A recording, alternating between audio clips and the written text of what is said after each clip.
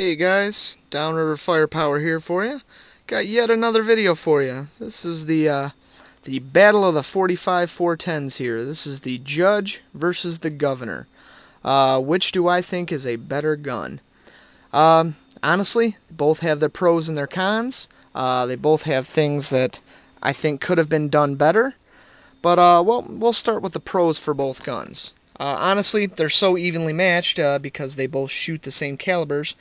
But I will say that the Governor has it in this regard because it can also shoot 45 ACP and 45 gap.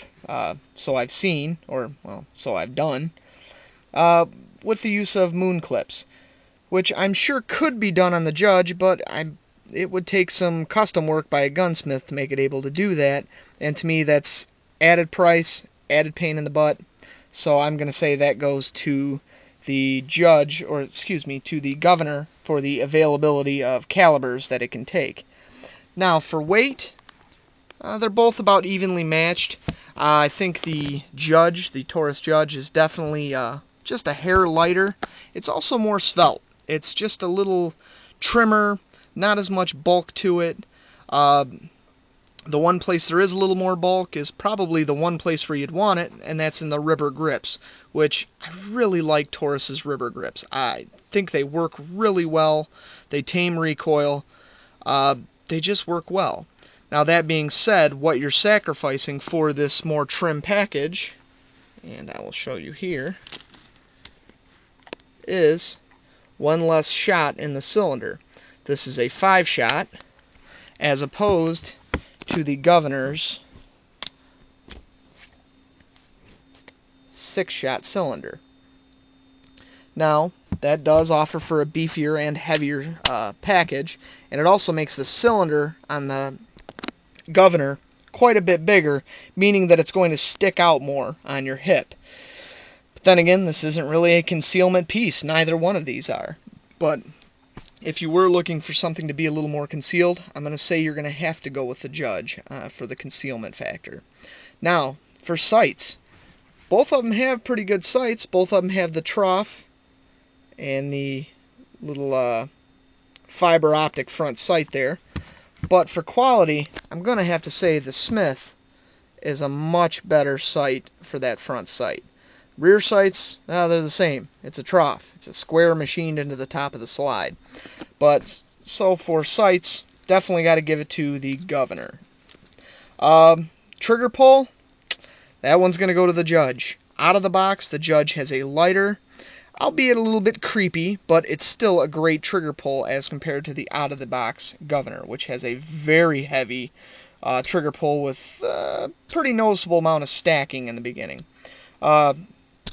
So I've got to give that one to the Judge, even though, you know, I don't say it's as high quality feel to a trigger, but all in all, it's a much better trigger for accuracy to me.